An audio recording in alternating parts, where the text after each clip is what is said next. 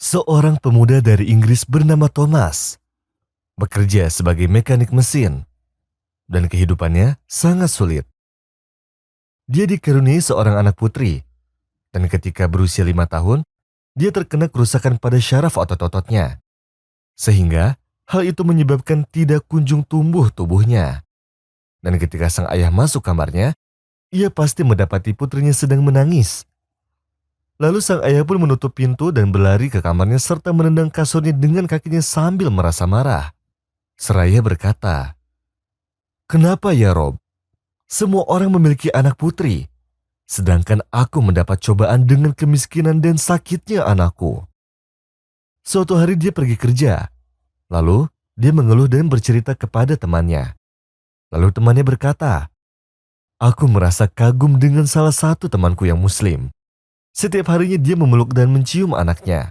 Dan ketika aku melihatnya dengan terkejut, dia berkata kepadaku, apa yang aku lakukan sama seperti dengan apa yang sudah dilakukan oleh Nabi Muhammad SAW dengan anaknya." Dan setiap kali anaknya Fatimah masuk ke ruangannya, maka disambutlah ia, lalu mencium tangannya dan mendudukkannya di tempatnya, di mana Nabi Muhammad selalu memperhatikan 4 perkara. Lalu ia mengikuti seekor kuda untuk mendudukan cucunya Hasan dan Hussein di atas kuda tersebut, lalu memanjakan mereka berdua. كما أرسلنا فيكم رسولا منكم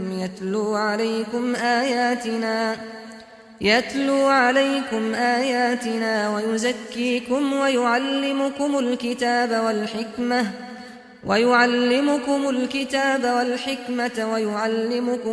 ما لم تكونوا تعلمون فاذكروني أذكركم واشكروا لي ولا تكفرون. Maka dari itu aku katakan padamu, anak perempuan wahai temanku, merupakan karunia yang paling indah dari rahasia Tuhan. Maka dari itu, dekatilah dia. Barangkali engkau akan mendapatkan kebahagiaan suatu hari nanti.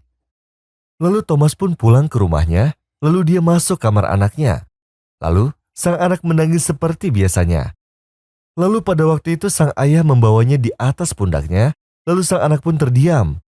Lalu sang ayah pun berlari-lari di dalam rumah sambil merentangkan tangannya seperti sayap. Sang anak pun tersenyum hingga dia tertawa lepas sekali.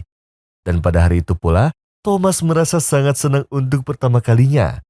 Karena saking senangnya, dia membawa anaknya ke jalan sambil berlari seperti orang gila.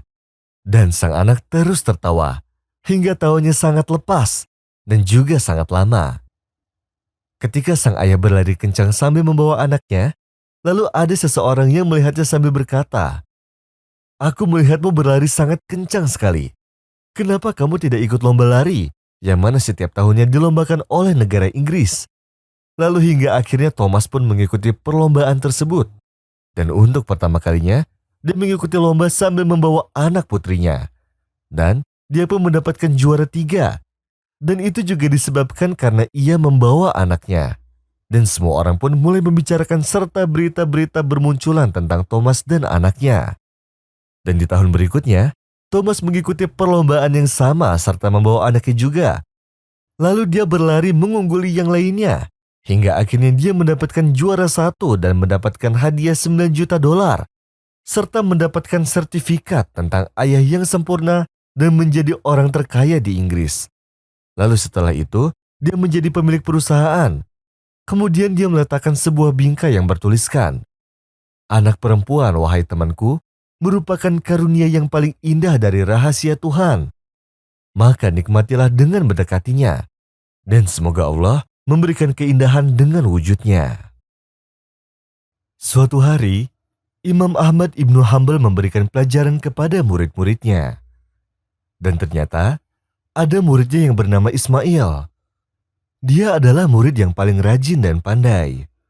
Setelah selesai pelajaran, salah satu murid dari yang lainnya berkata, "Ismail hari ini tidak hadir di pelajaran, karena kemarin ia sholat malam sampai waktu subuh dan menghatamkan Quran sepenuhnya. Dan setelah sholat subuh dia langsung tidur. Mungkin dia merasa lelah sehingga tidak hadir hari ini."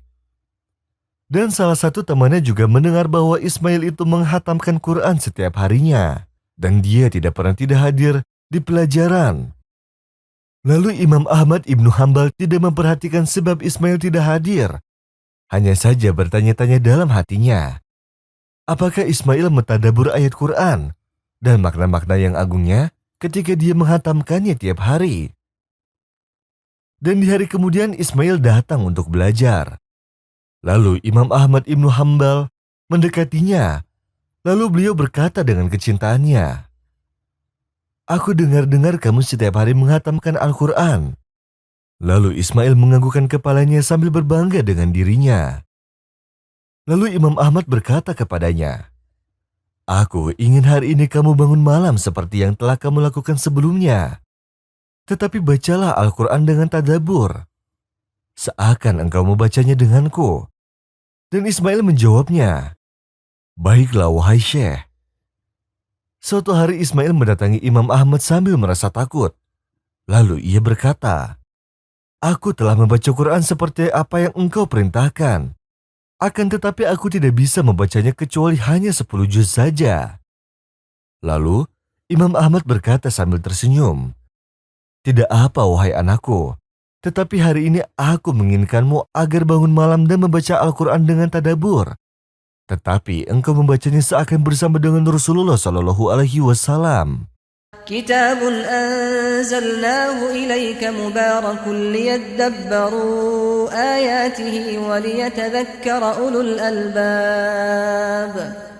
Dan di hari kemudian Ismail datang dengan raut wajah yang malu. Dia mengabarkan kepada Imam Ahmad bahwa dia tidak bisa membaca Al-Quran kecuali juz 30-nya saja. Imam Ahmad terdiam menggelengkan kepalanya sambil berkata, "Malam ini aku ingin kamu bangun seperti biasanya. Tetapi, bacalah Quran pada hari ini seakan engkau membacanya di hadapan Allah." Dan di kemudian hari ia datang dengan menangis. Dan Syekh pun mengetahui maksud dari rasa malunya. Lalu Ismail berkata, "Wallahi wahai Syekh, aku tidak bisa menyelesaikan bacaan Al-Fatihah karena kehusyuanku dan ketakutanku bahwa Allah mendengarkanku." Lalu Imam Ahmad tersenyum dan berkata kepada muridnya, "Tidak semua yang kau banyak membaca dengan lisanmu itu menurunkan derajat. Tetapi sesuatu yang kau fahami dan engkau tadabburi." الله نزل أحسن الحديث كتابا متشابها مثانية تقشعر منه جلود الذين يخشون ربهم ثم تلين جلودهم وقلوبهم إلى ذكر الله ذلك هدى الله يهدي به من يشاء ومن يضلل الله فما له من هاد. Seorang pemuda ingin menikah dengan seorang perempuan yang tidak jelas asal-usulnya. Lalu sang ibu terkejut dan menasihatinya, "Wahai anakku, carilah perempuan yang religius, agar selalu membantumu dan kamu juga akan merasa bahagia." Diriwayatkan dari Abu Hurairah, dari Nabi Muhammad SAW bersabda, wanita itu dinikahi karena 4 aspek: kekayaan, nasab, kecantikan, dan agama. Maka dahulukanlah yang mempunyai agama, niscaya kamu akan beruntung. Lalu sang anak itu meninggalkan wanita yang kurang jelas asal-usulnya tersebut. Lalu ia menjalankan wasiat ibunya, serta menikahi wanita yang mempunyai dasar agama yang bagus. Dan setelah dia berbulan madu, lalu dia kembali ke rumahnya pada sore hari. Dan hal pertama yang dia lakukan adalah mencium tangan ibunya. Lalu sang ibu merasa terkejut karena dia pertama kali melakukan hal tersebut. Lalu sang anak berkata pada ibunya, "Aku berterima kasih padamu wahai ibu, karena hari ini aku sangat senang, karena nasihatmu agar aku memilih istri yang solehah." Setelah itu, sang ibu terkejut karena anaknya sekarang sudah rajin sholat di masjid. Bahkan, dia pergi ke masjid sebelum azan. Lalu sang ibu bertanya, "Kenapa kau selalu pergi ke masjid sebelum azan?" Kemudian sang anak tersenyum dan menjawab, "Azan itu wahai ibuku tercinta, adalah untuk mengingatkan orang-orang yang lalai. Dan aku berharap agar aku tidak termasuk dari golongan tersebut. Dan ketika sang anak pergi ke masjid, lalu istrinya sholat bersama sang ibu. Dan setelah sholat, sang ibu berkata padanya sambil tersenyum, "Kau telah bisa dan berhasil membuat anakku berubah, sehingga ia selalu sholat di masjid.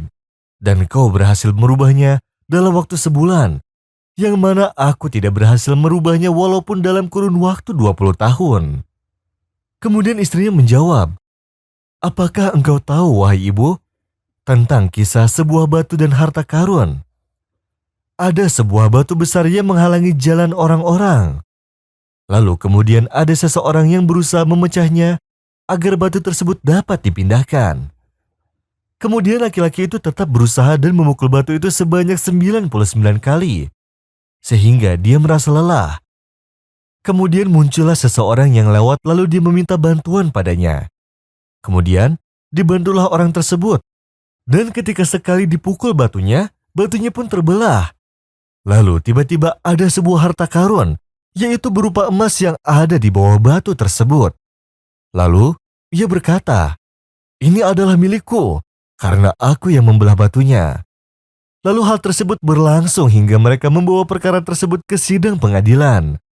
Laki-laki yang pertama pun berkata, 'Sebagian harta ini harus diberikan kepadaku, karena aku memukul batu tersebut sebanyak 99 kali.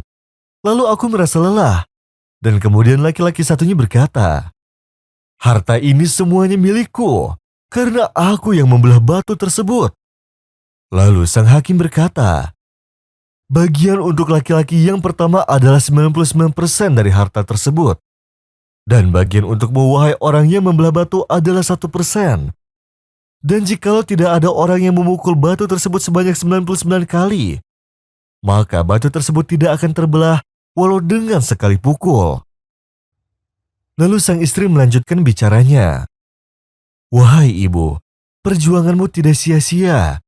Engkau telah memotivasi anakmu untuk sholat selama 20 tahun tanpa rasa putus asa. Dan engkau ibarat orang yang pertama memukul batu tersebut. Dan engkaulah yang membangun sifat anakmu. Hingga aku hanya yang menyempurnakan sifat anakmu.'" يا أيها الذين آمنوا اتقوا الله وآمنوا برسوله يؤتكم كفلين من رحمته ويجعل لكم نورا تمشون به ويغفر لكم والله غفور رحيم لئلا يعلم أهل الكتاب ألا يقدرون على شيء من فضل الله وأن الفضل بيد الله يؤتيه من يشاء والله ذو الفضل العظيم.